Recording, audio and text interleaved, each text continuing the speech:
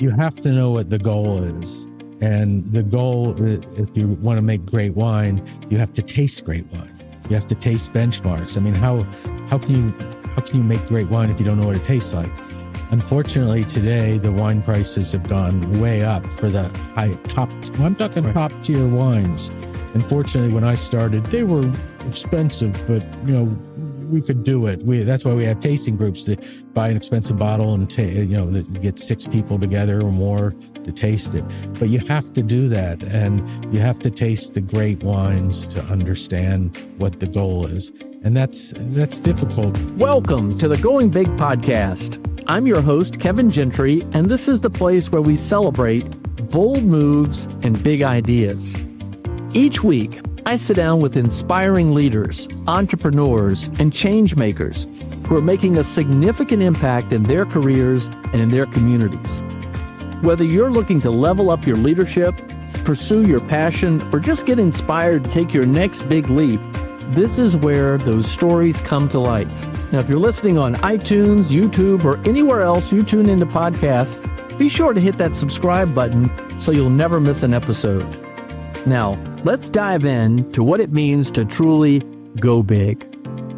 Well, welcome, ladies and gentlemen. A real treat today on the Going Big podcast is a look at Virginia wine. Jim Law is a pioneer in Virginia wine. He has driven tremendous innovation since his start. He is a trailblazer, particularly the way he approaches a more terroir-driven, sort of anti-intervention approach. Has been a role model, frankly, for a lot of other wineries in Virginia and in the Mid-Atlantic and maybe the East Coast, and has gained him a reputation across the country. And it's such a treat, whether you really are interested in wine or would just like to understand some of these going big business practices. He might challenge the going big notion, but I would say he has. And I think you'll have a lot of fun today in this conversation. Jim, and by the way, we'll talk about how you've influenced so many other winemakers as well. But let's get started. You saw something in Virginia. I mean, Thomas Jefferson tried wine and he couldn't make it work. But around 1981, you came out here and you saw something. What did you see that others hadn't seen? I'm not sure it's that others hadn't seen it. In fact, I was influenced by Barbersville. Oh, okay. They were already in business. Down around Charlottesville. Yep. An Italian operation. And they were going big. I mean, for even today, they're going big. But that's a different story. That's a different scale. But I saw if the Italians were investing, and this was a big wine family, Italian wine family, that invested in Virginia, and a German operation. Not too far away from there. And I thought, well, if they're doing some good things, there's some possibility there. And I was especially infatuated by the mountains, the high elevation, and the potential for the soils. So when I decided whether to go East Coast or West Coast, I decided East Coast because it was, to me, much more interesting. Mm-hmm. And I felt more of a pioneer. Well, I love the way that you look for stuff that's interesting. I want to dive into that a bit, but tell us a little bit more about the Blue Ridge Mountains. You chose a higher elevation site, a former apple orchard. Mm-hmm. I happen to have grown up not too far from here. When we tried to garden, I felt like we were just gardening rocks. Yep, that's good. So tell us about that. Mm-hmm. Why did you choose this particular site? Well, the first thing, 40 some years ago, what I knew was important is elevation. And the reason is it's cooler. And I cut my teeth on European wines, especially Chardonnays from Burgundy, which is a cooler climate than Virginia. I wanted to emulate that style. And I found that it was a little hot in Virginia. So I thought, well, how can I make this happen? And that's simply to go up in elevation. So when I started looking for my own site, I came here in 1981. I was hired by an old Italian gentleman to help start the winery and expand the vineyards. And that was in the Shenandoah Valley. So, but it being an old apple orchard, you had to clear a lot of land. Yeah. But that operation was somewhere else. Okay. Yeah. And so I was working there and I thought, this is great. I love Virginia. I'm going to stay here. But the high elevation aspect didn't exist in the Shenandoah Valley. Right. So I know I needed to go up to the Blue Ridge. So I looked for land for a couple of years before I found this place. And you're facing east. Is that a big deal too? Yeah, it's cooler. A west slope and a south slope are a lot hotter. Got it. East slope is cooler. So even though nobody was talking about climate change at that point, I still knew that to get the style of wine that I wanted to grow, I needed to be cool for Virginia. So how did you address some of the skepticism in the early days? You know, it's funny. People get notions about wine in particular. Yeah. You know, it has to be French or it has to be now Californian or what have you. Virginia is a top 5 wine state. California, Washington, Oregon, I guess, and New York has been around, and then Virginia. And how did you kind of address the obstacles that were there, or were there? There certainly were. But I guess, when you're young and you're naive and you're focused, you just go and do it and figure it's all going to work out somehow.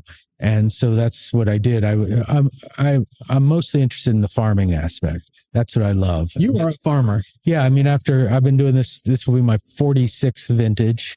And the thing I love most is not so much the cellar, it's the vineyard. That's where I spend my days. And just tell us a little bit more about that. Why do you like it? Is it just the life cycle during the year? And it's hard to explain, but when that farming bug gets in anybody, you just can't live without it.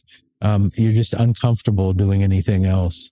And it's just like I'm growing a cover crop grass called Sudan grass right now. I've never grown it before. And it was recommended for this new field that we're going to get ready. So I sowed it down just a few weeks ago. It popped right up. It's growing like crazy. And it's just so exciting to me. I drive into that field every day and just see how the Sudan grass. It sounds weird, but that's funny. Yeah. So it doesn't matter whether it's grapes or not. It's just, I started farming seriously in the Peace Corps in Africa, in Congo. Wow. And so that's where I learned that I love perennial crops. And at that point, it was coffee and cocoa. And for some reason that I gravitated to those crops. Why? I don't know. But that's what I found fascinating. Wow. Okay. Well, before we get more into the wine, now you've got me intrigued. Tell us a little bit about the journey from the Peace Corps in the Congo to the Blue Ridge Mountains. Yeah. Well, okay. I'm sitting 2 years. I was in this small village in Congo and teaching agriculture and doing practical work. And were you trained in agriculture? I was trained at Michigan State. Okay. Yeah, in tropical agriculture by the Peace Corps. Okay. Gotcha. Yeah. Okay. So I decided that, okay, what's next? And I also grew up drinking wine. I lived in Europe for a while and was exposed to that aspect of food and wine. So I said, when I go back to the States, I'm going to go back to Ohio, where I'm from, and see what's going on there with the industry. And I got a job with a small family operation to find out if I loved the work. I knew I loved the product of wine. And I knew I loved farming, but do I love farming grapes? And do I love the winemaking? And it didn't take long to figure that out, that was my calling. So I learned, I was what was called a cellar rat. And a cellar rat is somebody who just cleans barrels and does the grunt work, picks rocks or whatever. And I was happy as a clam. Nice. Well, you mentioned a calling. And I got to say, that is a dominant theme that comes out of these Going Big interviews that I've had. People feel like they've found their gift. They've found their calling. They've found their contribution. So you had some element of calling. Did you have a vision for wine or a vineyard or great wine? No, I didn't. At that time in Ohio, I knew I needed to go to one of the coasts, though. And the reason was that the wine style that I liked was European-styled wines. And in Ohio, they weren't interested in that. They wanted sweeter wines. And so the East Coast is where there would be a market for what I was doing. Remember, this is a long time ago. Right. I mean, people hadn't heard of most of the grapes that we grow now and the wine styles. Well, you mentioned how tastes change, and we'll get to that in a minute too, which is, and they're changing at an accelerating pace. But so you have produced about what, 4,000 cases? Yeah, it might be a little less than that now. That sounds like a lot, but then in the big picture, it's not that much. You're focused really on a great product. And that's what has always intrigued me. And that's why I think you have gone big. So you've sort of kept it small, but go big in terms of the quality, the experimentation. Tell us a little bit about that. Well, one thing I found is that we use a European model again in the way the company is organized. I say company, there's just a handful of us. But so we grow all our own grapes. And everybody does the same work. In other words, during the summer when we were doing canopy work, we're all out there doing that work. And then we're getting ready for bottling and crush. We're all doing that work. So that's what keeps everybody connected with things. And we found if we got big, meaning in scale, I wouldn't be doing that work. I'd be behind a computer screen. And I realized that early on.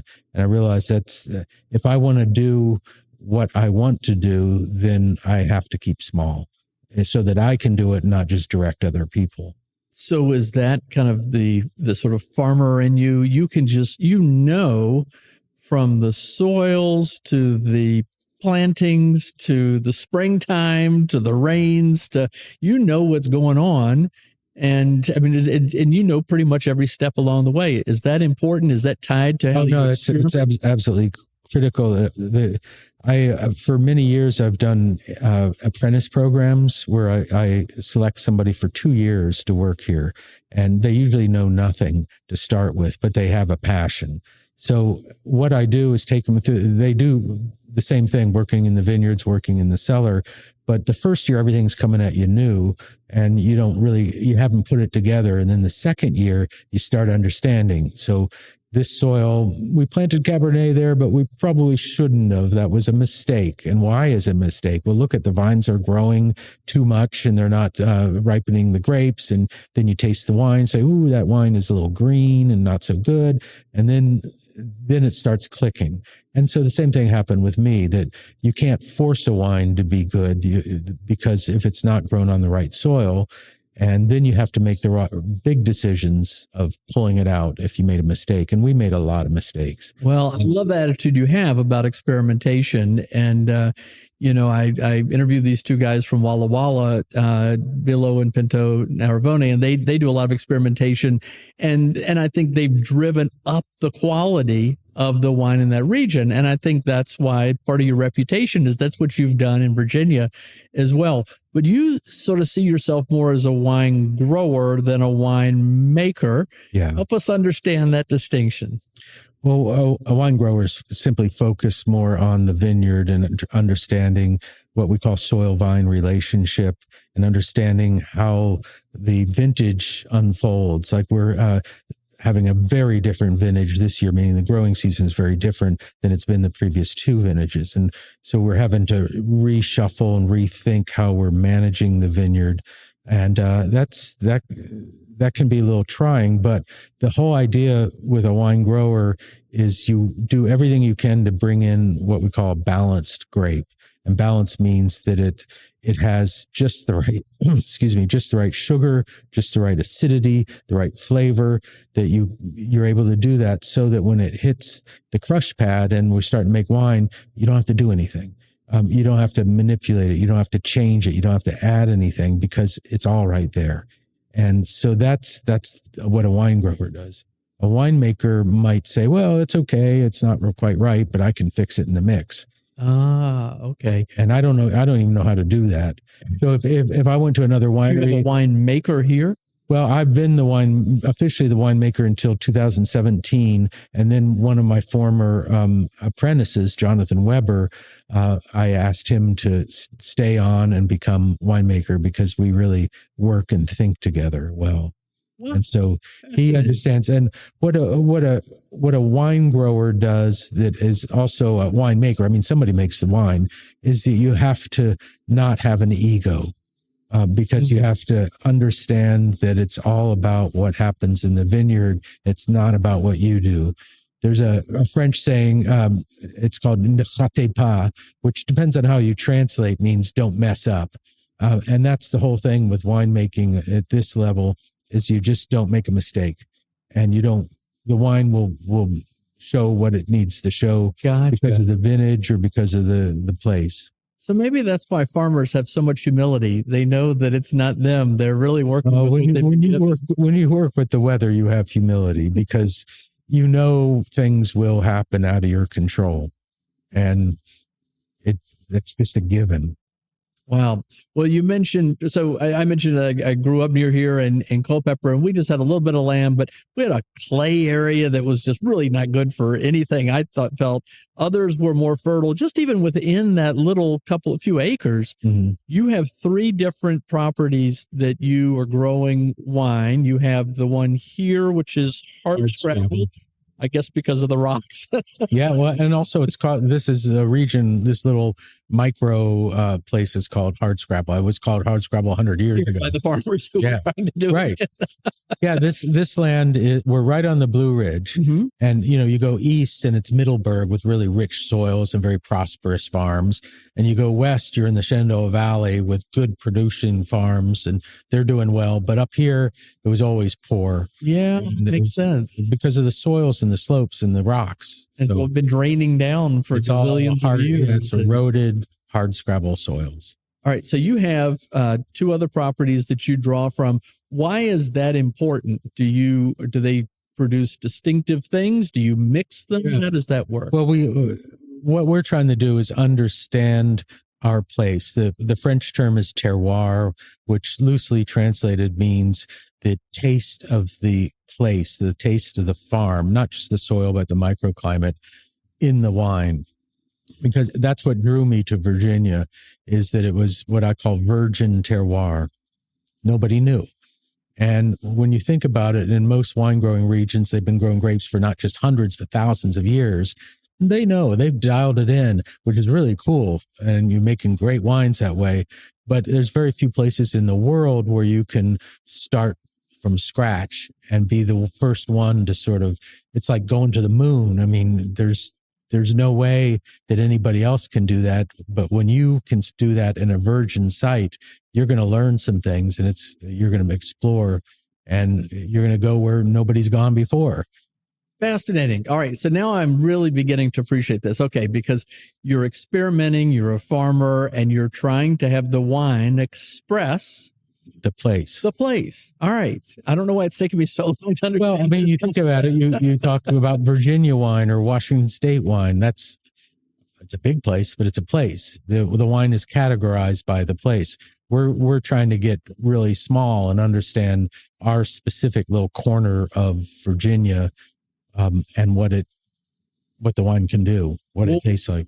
What's been your most interesting discovery about the Virginia terroir here on the eastern slope of the Blue Ridge Mountains? The thing that I wish I would have understood much earlier, but that's part of the journey, is that it's a little technical. It's called soil-vine relationship, and it's called water holding capacity in the soil. Okay. So, because clay does not hold water, right? It does hold water. It does hold water. But then it depends on what kind of clay. So basically, let's take 2 grapes that most people know, Cabernet Sauvignon and Merlot. Mm-hmm. They grow both of those in Bordeaux. But on one side of the river, Merlot makes exceptional wines and is grown in large quantities. And the other side of the river, they don't grow as much Merlot. They grow mostly Cabernet Sauvignon. The climate's the same. The difference is the soil, and the difference is the soil water holding capacity. Merlot holds more water. The soils, they're more clay-based soils that have more water, and Merlot needs to have water all the time, just a little bit to do well. Cabernet, if it has a lot of water, it grows too much and makes lousy wine. Whereas on the other side of the river, it's Cabernet Sauvignon, which is a very droughty soil.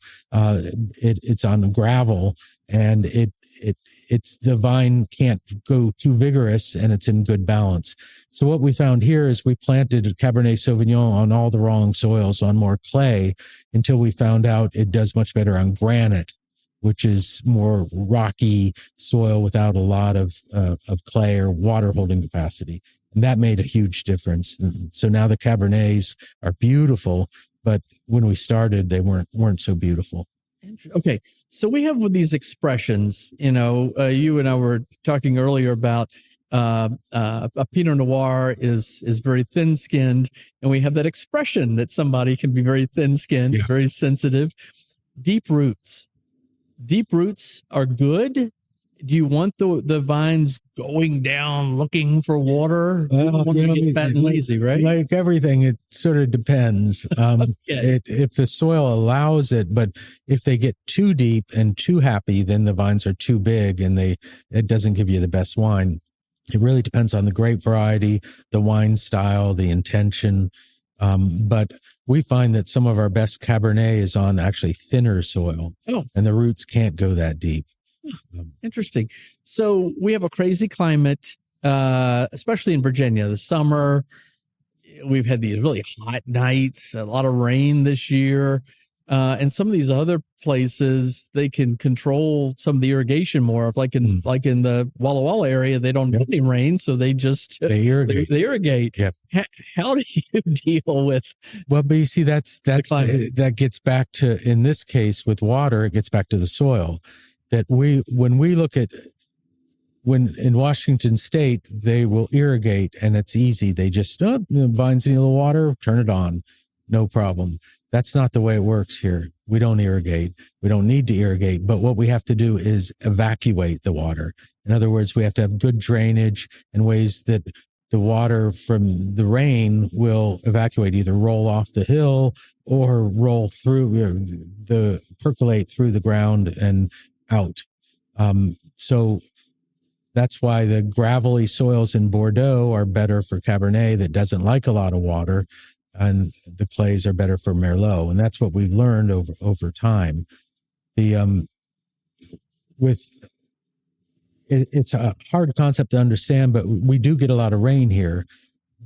And that's why we have to learn from other places that get a lot of rain. So that's why I continuously visit Burgundy and Bordeaux and Alsace and places that are more cloudy, more humid, rainier climates, because they have understood these kind of relationships. I first started going out to the West Coast in my early days, but I realized there's nothing to learn here because we're different. And as soon as I went to Europe, it was like, oh man, now I get it. Wow. Okay. So, what would Virginia lose if growers focus more on just growing a lot of grapes and not touching into the terroir as much?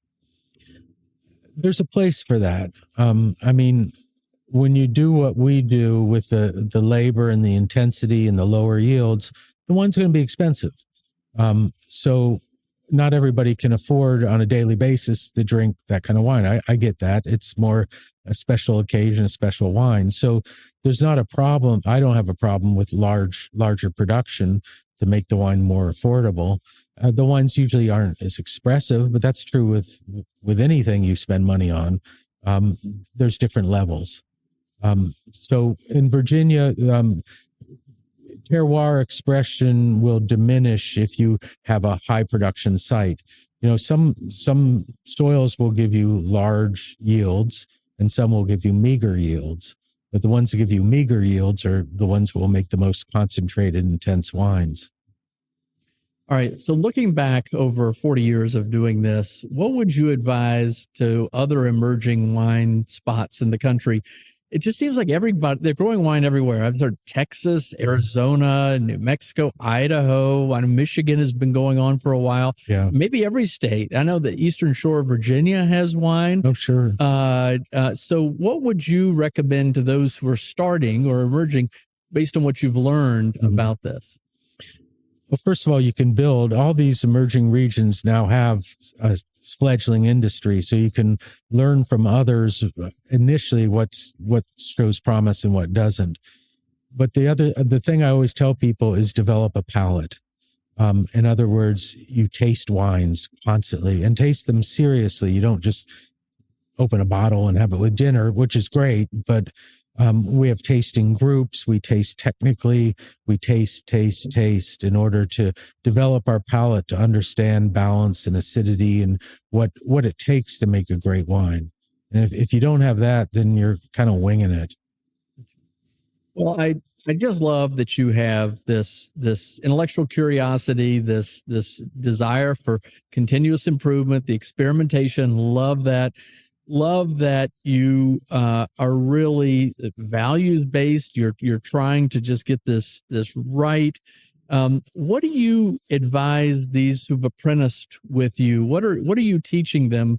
Are you teaching them beyond just how the soil works and how to grow the grapes? What else are you teaching? Well, it's a lifestyle. And one of the questions I ask is, what do you envision your typical day for the rest of your working life? So in your work, what would be a typical day? And it's about, I'm spending time out in the vineyard and doing pruning and all and checking on the wines and everything. I say, okay, that's me too. But you got to be small to do that. You got to be focused, because if you get big, you're not going to do that. And I have seen a lot of them go and get big and not do that and then regret it later. So, well, I still maintain you've gone big by keeping it small and keeping it. Yeah. I mean, for us, the driving force for everybody that works here is to make better wine. And we taste. It's not to make more wine, it's make better wine, because we know we can make better wine. And that comes from our experience. When there's vintages that are weird, meaning the weather is that we have confidence now, because, that kind of reminds me of 2016, or remember in 1991. Yeah, it was kind of like that and what we did. And we have a library going back to 1987, our first vintage. And what I mean by library is we have bottlings from each vintage. So if this, you try to keep wine like some forever. Oh yeah, I got 87, 88, 89. And one of the reasons is that, this kind of reminds me of 1991. You go, okay, let's pull a 1991, pop the cork, see what happens. Research library. Yeah. And to be honest with you, most of those wines are well over the hill now. Gotcha. But you can still learn from it. You can still taste the balance, and you can taste the intention. So, and like more recently, we had some Sauvignon. We were kind of focused on Sauvignon Blanc. That's the first to harvest. Within 6 weeks, we'll be harvesting Sauvignon Blanc. So we need to open past vintages that are similar to this vintage to see how they've evolved. And what this we conversation in the end of July. So you're talking about generally what Labor Day is when it starts, or just after? Well, with climate change, we never know anymore. It's gotten a lot earlier, which I'm not thrilled about. We used to be mid-September. I'd love to go back to mid-September with the start. And the sweet spot for us is around equinox, which is the 20th of September.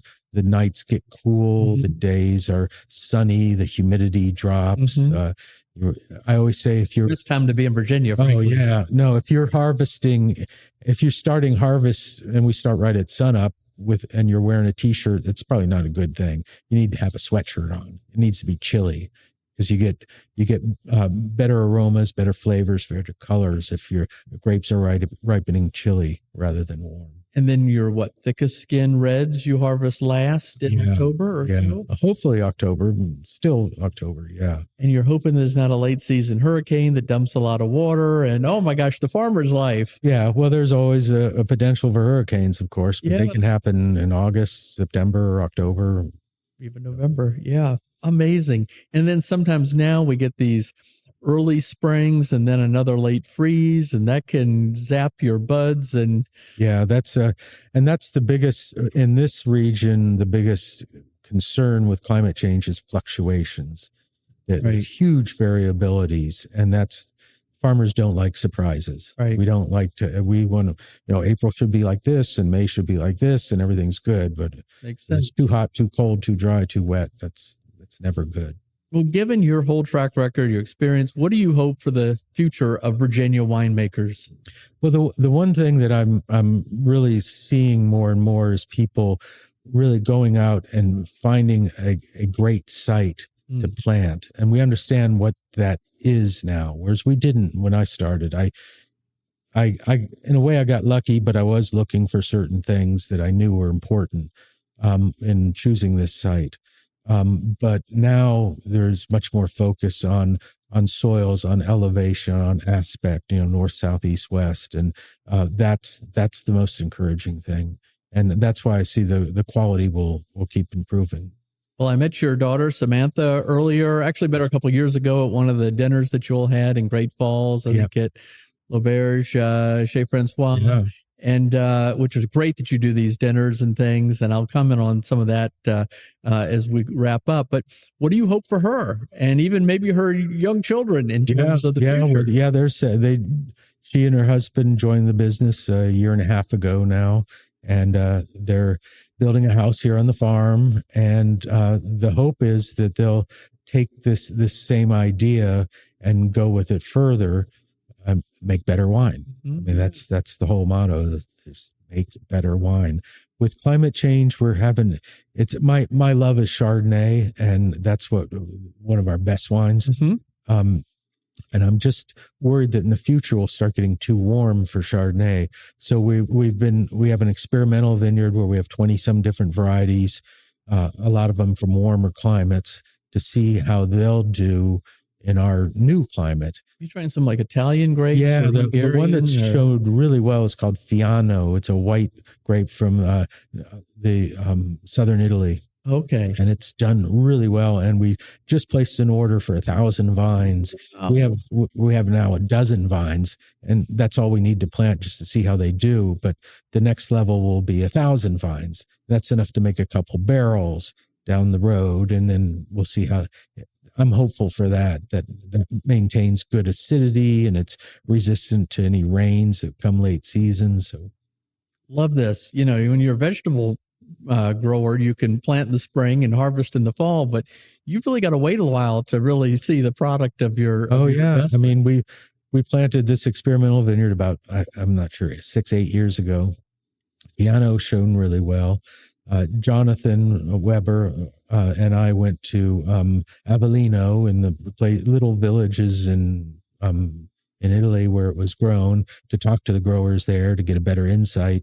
We decided, yes, we're ready to pull the plug, but we have to get a field ready. That's where I have that grass.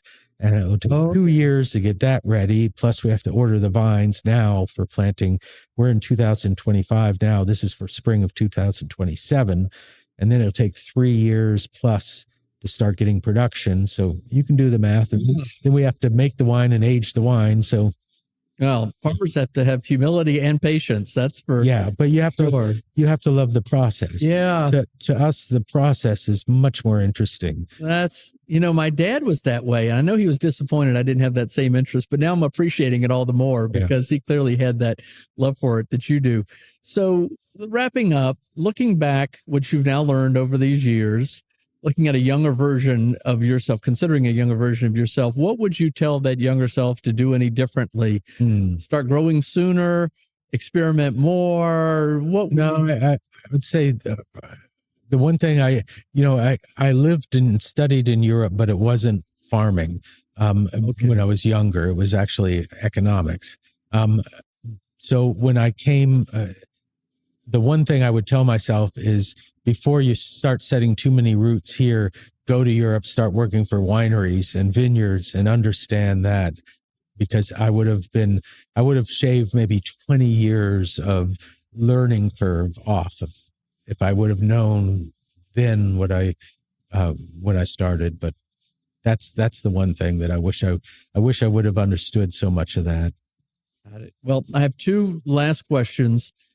And this is in the going big category. You're a modest guy, and I know you said you didn't have that big vision, but I still argue you've gone big by your approach, and there's a lot to learn from that. What advice would you give to, we'll say, wine growers, but really anybody who wants to focus on an uncompromising view of quality? Because that's the key. You have as you say, you're trying to make better wine. Yeah. What words of wisdom, what encouragement would you offer? You have to know what the goal is. And the goal, if you want to make great wine, you have to taste great wine. You have to taste benchmarks. I mean, how how can you make great wine if you don't know what it tastes like? Unfortunately, today the wine prices have gone way up for the I'm talking Right. top tier wines. Unfortunately, when I started, they were expensive, but we could do it. That's why we have tasting groups that buy an expensive bottle and that get 6 people together or more to taste it. But you have to do that, and you have to taste the great wines to understand what the goal is. And that's difficult because of the money, but it has to be done. Wow. All right. So final question for anybody listening, wherever they might have interest in wine and whether they want to be a wine grower or even a farmer, what advice would you give personally about following your gift and thinking about living a life where you're really trying to pursue the same kind of objectives you have? I think that too many times people get sort of involved in the material end and the money end. And that's the advantage I have.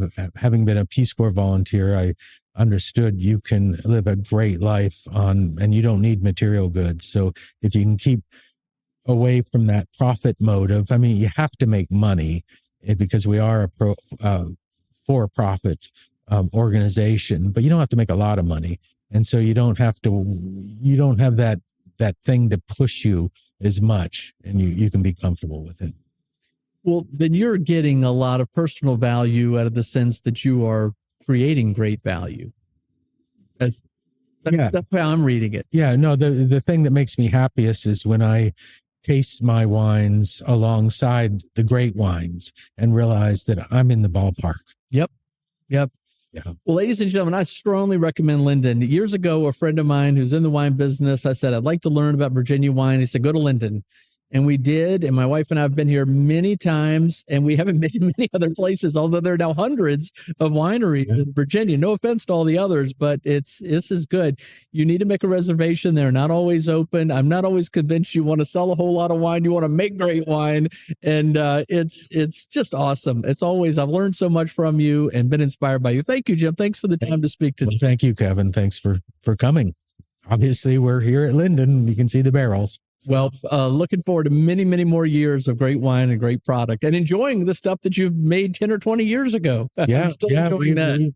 We do. We hold a library with older vintages that we share every once in a while with people who come in. I just like to open them up and see how they're doing. So yeah, especially if somebody has a birthday or an anniversary, I say, what year were you born? Exactly. And we have that much wine now where that older wine where you can say, well, what year were you born? Well, let me see if I got that vintage. Well, I've got a couple of bottles of 2007, 2009 Hardscrabble, and it's a great wine. It's a really great wine. Those are two wine. really good vintages. Yeah. I hate to part with any of them. What do you do? That's wine is meant to be consumed. Exactly. All right. Thank you again. This has You're been welcome. terrific. Thank you. Thanks for tuning in to the Going Big podcast. I hope today's conversation left you feeling energized and ready to tackle your biggest goals. Don't forget to subscribe and leave us a review on iTunes, YouTube, or wherever you listen to podcasts. It really helps spread the word, and it gets these inspiring stories out to more people. You can also find more content, resources, and updates at our website, goingbigpodcast.com. Remember, the only limits are the ones you don't challenge, the limits that you impose on yourself. Keep pushing, keep growing, and above all, keep going big. See you next time on the Going Big podcast.